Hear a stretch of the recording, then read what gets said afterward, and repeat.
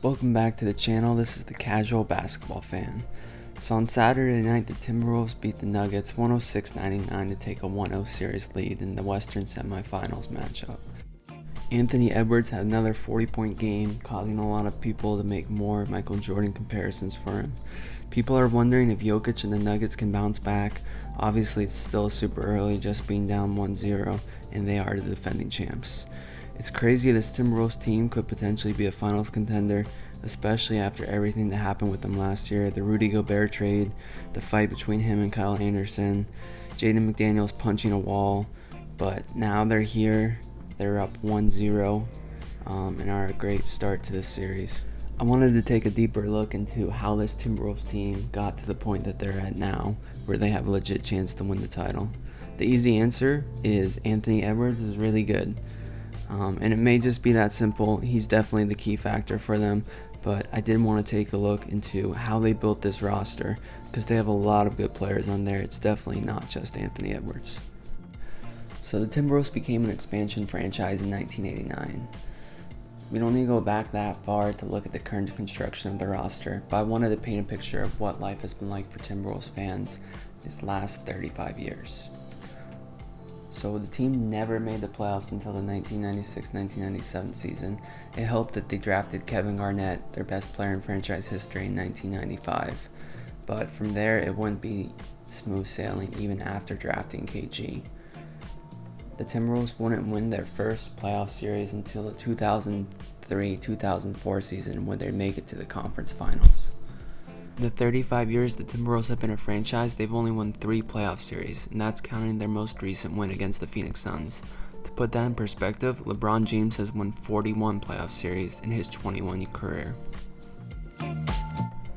2004 to 2006 was the golden age of Timberwolves basketball. That 2004 team had Kevin Garnett, Sam Cassell, Latrell Sprewell, and they ended up going to the conference finals that year. They beat the Nuggets in the first round in 5 games, beat the Kings in 7 games in the second round, and then ended up losing to the Lakers in 6 games in the conference finals. But this team was really fun. It makes you think about how Kevin Garnett's career could have gone if he was on a different team. He was a big man that could do it all. He could shoot, he could pass, rebound, play defense. It's kind of a shame that a lot of his golden years were wasted on bad Timberwolves teams, but it was fun that he at least had 1 year where they were able to go on a little bit of a playoff run. In the 2007 offseason, the Timberwolves started their first of what would be many rebuilds. They traded Kevin Garnett to Boston to form a big three with Paul Pierce and Ray Allen. They got back Al Jefferson, a couple young players, and a draft pick in the trade. Not a huge haul, but they would go 22-60 the following year, which would give them a top draft pick that would help them select Kevin Love in the 2008 NBA draft. Then came the 2009 NBA draft. This draft class had big names like Steph Curry, Blake Griffin, James Harden, and Drew Holiday. The Timberwolves actually had 2 top 10 picks in this draft. They got the number 5 pick from when they sent Randy Foye and Mike Miller to Washington, and they got their own draft pick back, the number 6 pick, as part of the Kevin Garnett trade 2 years earlier. Blake Griffin and James Harden were already off the board at this point, but with the 5th pick, the Timberwolves picked Ricky Rubio, and with the 6th pick, they took Johnny Flynn. Taking 2 guards, 5 and 6, and leaving one of the greatest point guards of all time, Steph Curry, going number 7. Obviously not a great look, but hindsight's 2020. Either way, things did not work out as planned for the Timberwolves. Over the next few years, things would not turn around. The Timberwolves would continue to have losing seasons. The only good spot on the team was Kevin Love, who would put up good numbers, make a couple all-star teams, and be a fun player for the crowd to come watch. The 2013-2014 season would be their best year during this stretch. They'd win 40 games, but they still missed the playoffs. The following offseason, Kevin Love was in a bunch of trade talks, and a few weeks after the draft, they finally traded him to Cleveland for that year's number 1 overall pick, Andrew Wiggins. Earlier that summer, during the draft, they got Zach LaVine later in the lottery, who would end up being a nice piece to pair alongside the young Wiggins. During the 2014-2015 season, the Timberwolves would only win 16 games, and they would pick Karl Anthony Towns with the number 1 pick out of Kentucky. Even though they didn't draft Wiggins, he was technically drafted by Cleveland, they still had the chance to pair up 2 back-to-back number 1 picks. The only time this really happened was if you count the Magic with Shaq and Chris Webber, who they ended up trading for Penny Hardaway, the number 3 overall pick. You also have Ralph Sampson and Hakeem Olajuwon, which could have been an awesome pairing if Sampson didn't end up getting hurt. And then lastly, you had Ben Simmons and Markelle Fultz, which obviously didn't end up working out ideal. The Towns-Wiggins combination didn't end up taking over the league, as Wiggins was a little bit of a disappointment compared to the high expectations a lot of people had for him coming out of Kansas. In the 2017 offseason, the Timberwolves would trade for Jimmy Butler. They gave up Zach LaVine, Chris Dunn, and the number 7 overall pick that year that would end up being Lauri Markkanen to bring Butler to Minnesota. Butler would help the Timberwolves break a 14-year playoff drought as they would make the playoffs in the 2017-2018 season, but they would lose in 5 games to the Houston Rockets. Early into the 2018-2019 season, Jimmy Butler would grow sick of the other Timberwolves stars and request for a trade. That whole story is a video in itself, so I'll keep it short. They ended up trading him away for basically Robert Covington, Dario Saric, Jared Bayless, and a 2nd-round pick. Not a huge haul for an all-star player like Jimmy Butler. In the 2019 draft, the Timberwolves would make a draft day trade to move up to the number 6 pick to select Jared Culver out of Texas Tech.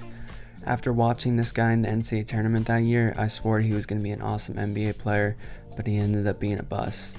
Good thing for the Timberwolves though was they signed Naz Reid as non-drafted free agent, who ended up becoming a huge role player for them. In February of 2020, the Timberwolves would give up on the Andrew Wiggins-Karl Anthony Towns pairing and send Wiggins to the Golden State Warriors along with a 1st-round pick in return for D'Angelo Russell. The 1st-round pick would end up becoming Jonathan Kuminga, so they gave up a whole lot for D'Angelo Russell, who's not exactly the best player, but at least they did get an asset back in return for the trade.